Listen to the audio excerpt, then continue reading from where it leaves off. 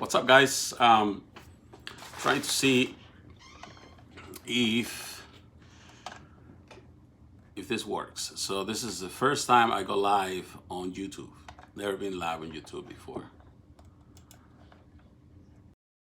So just testing 1 2 3 testing 1 2 3 testing.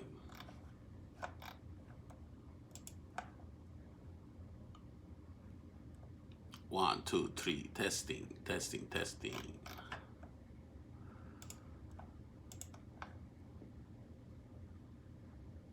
I don't know where the signal is going.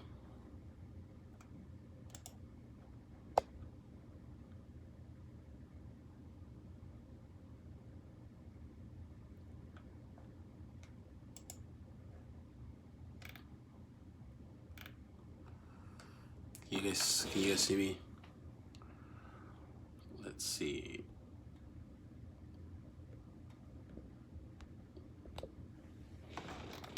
There is one person waiting, 2 people waiting.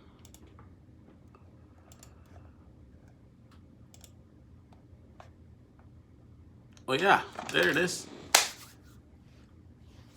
Testing 1 2 3 testing. There it is. Okay, so it's about a minute behind.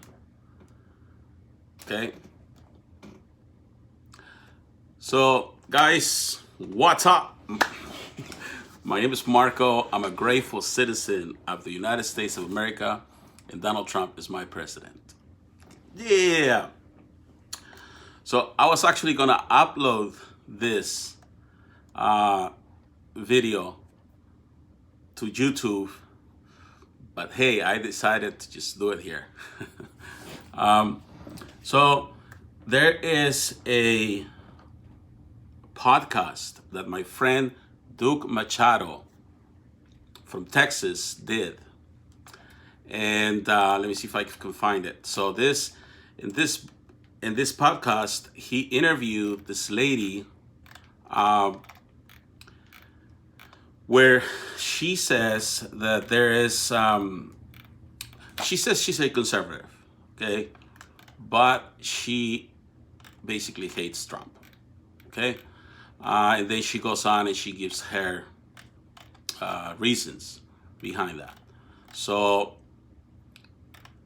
she says that the GOP is disrespecting Hispanics, okay? And also she says that Trump basically ignites or fuels this rhetoric against Hispanics. Okay, so I did a live on Facebook, and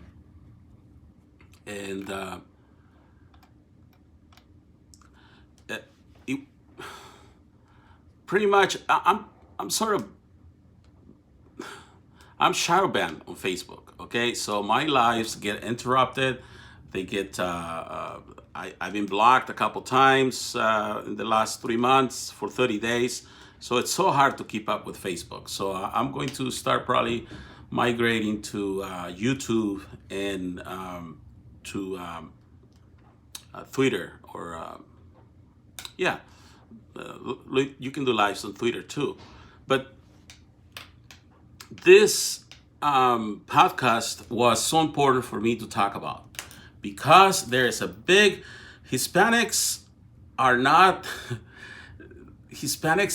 there's many levels. There's so many types of Hispanics, and one size doesn't fit all. And I've been saying this for 3 years. I said it in Univision, I said it in Telemundo. We keep throwing all these people in one basket, in one bunch, and it's not. Okay, I'm just gonna talk about immigrants. Something that she says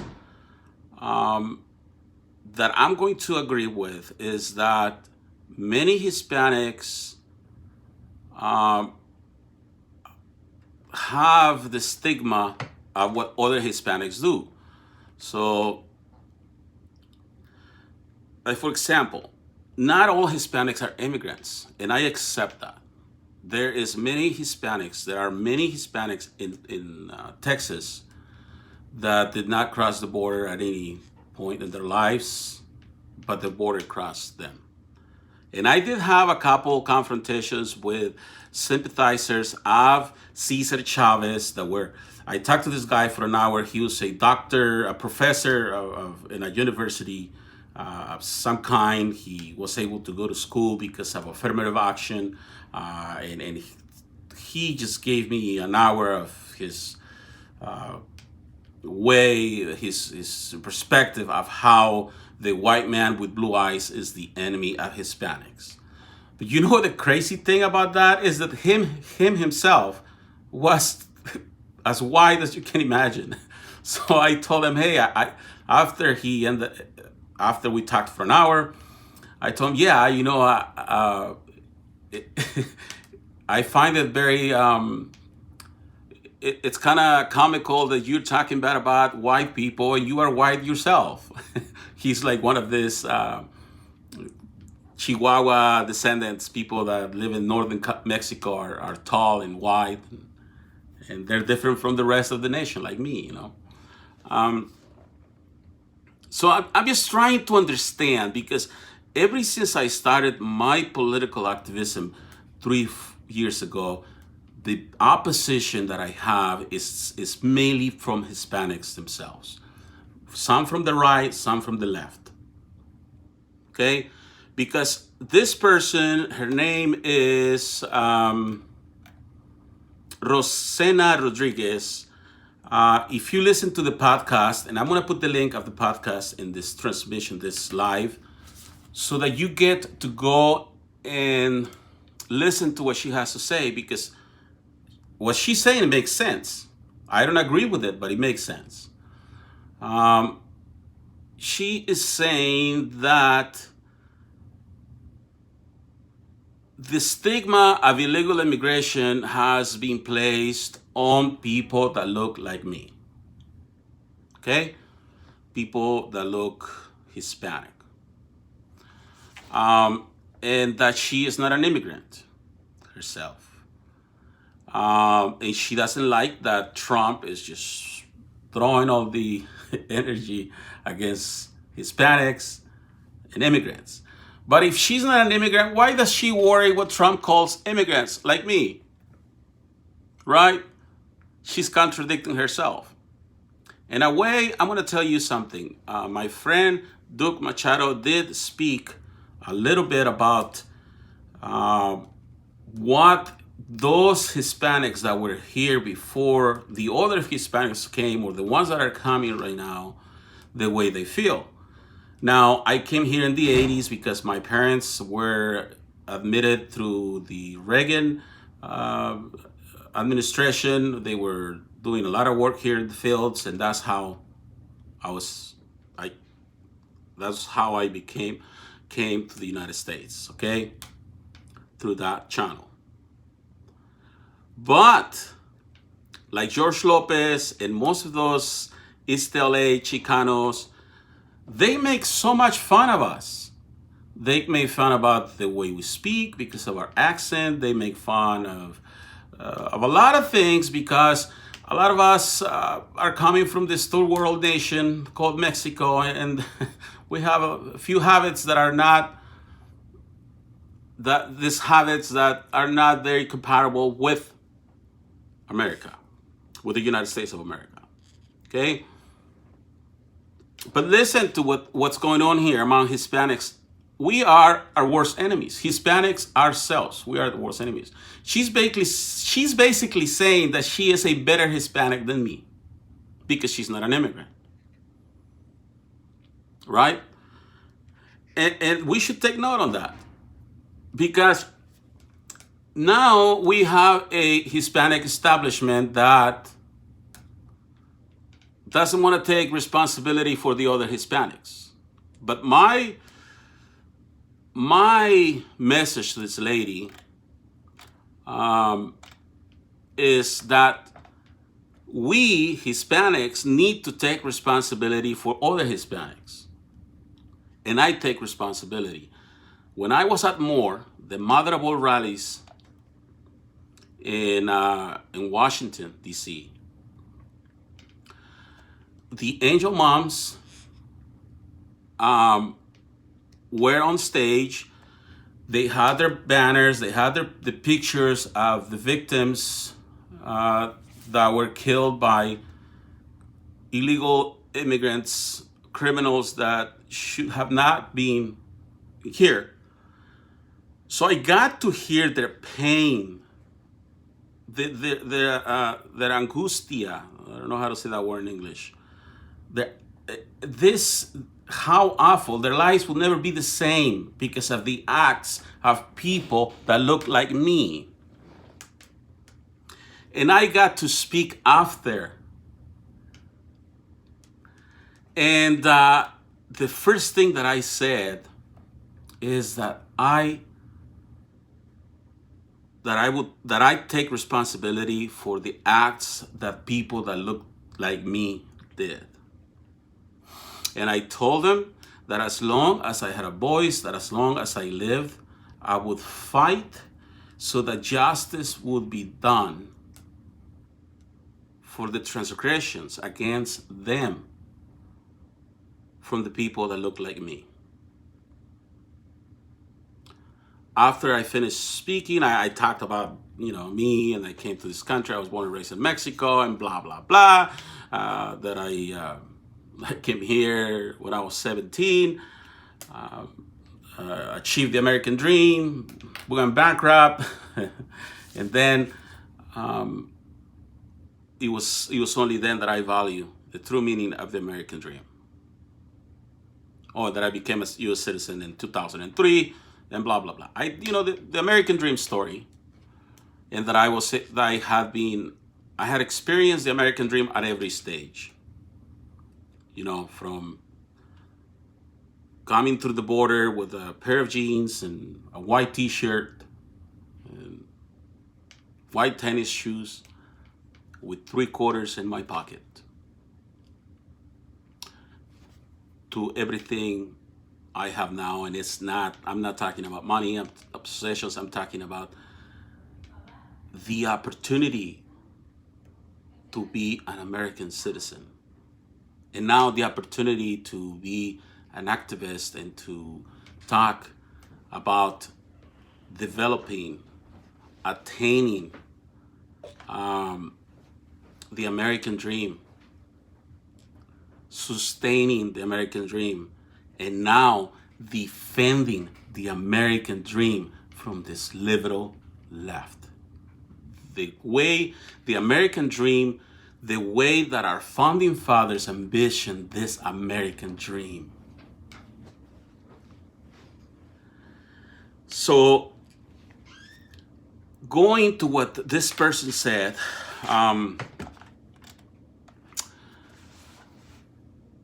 in California, we don't have the problem that Texas has. So the GOP has a lot more work to do in Texas when it comes to Hispanic identity politics. Okay? Because you have a lot of people from the right that are complaining, that don't like Trump, that they like strong border, they're advocates of most of the things that we advocate for, but they are offended. Basically, mainly the complaint of Ms. Hernandez here is mainly around the emotional part. That Trump said this, that Trump said that Trump blah, blah, blah, Trump is a chupacabras. Okay? In California, there is some Mexican natives that stayed here. There is land owners that their titles for the land is still in Spanish. How do I know that? Because I'm in the real estate business.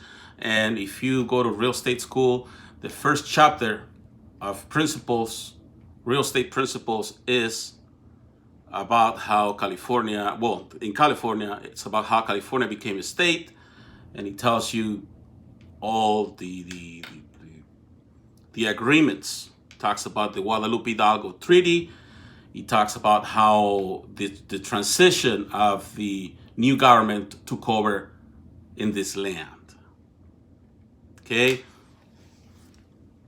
Now, in California, there is a place called Napa, the wine country. If you ever come to California, go to Napa. There's a lot of history. You're going to see this beautiful wineries. Some of them are owned by fourth, fifth generation of Mexicans, right? That eventually they became U.S. citizens too, but their land, the United States took over, the Union took over, and their land still, that's why their names, you still have Martinez, you have San Jose, you have Santa Clara, you have San Luis Obispo, Monterrey, Sacramento, all this. If really Mexico, if really these lands would have been stolen, like my indigenous brothers and sisters claim, these lands would not be named that. They will be named, I don't know, whatever. They will be named Smith, Johnson, Livermore, Dublin, whatever, right? But no, that's not the case.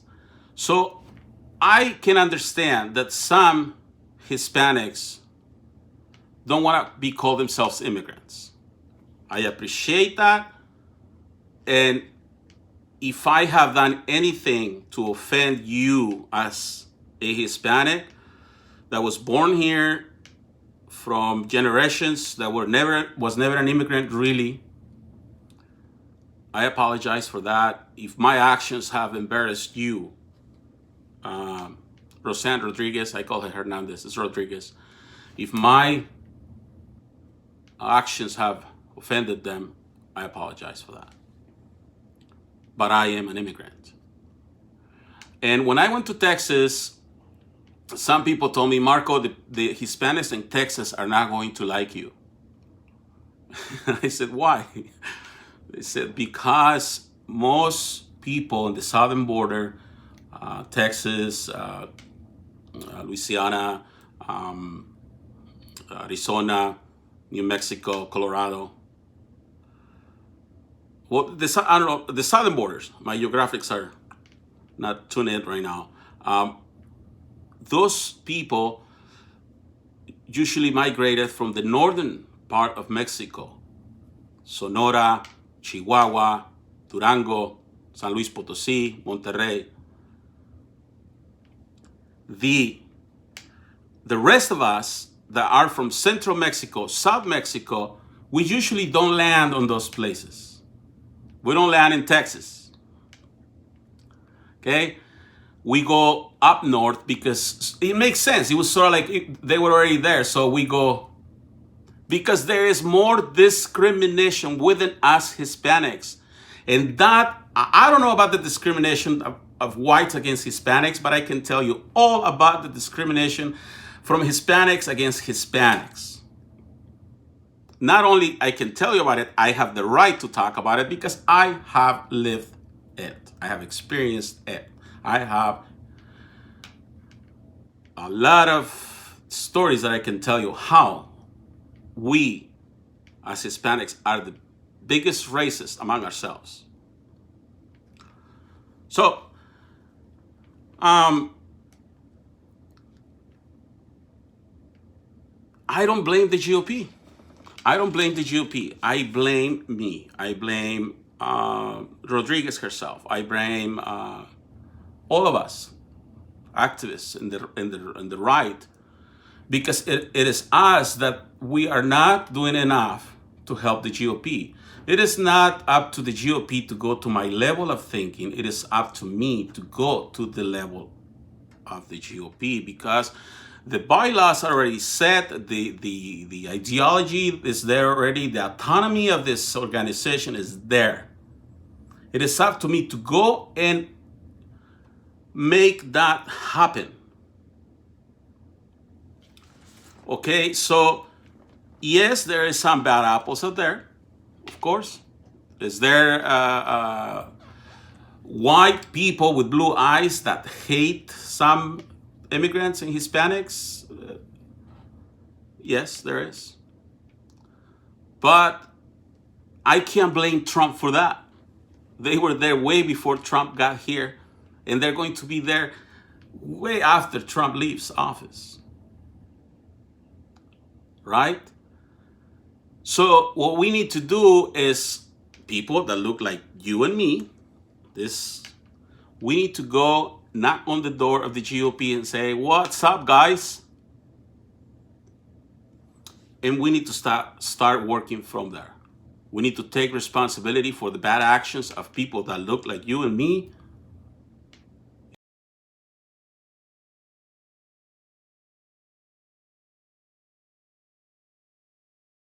We need to deal with that. Okay?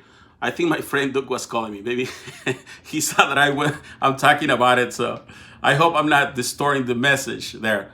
But anyway, I'll talk to him in a minute. Go to this podcast. This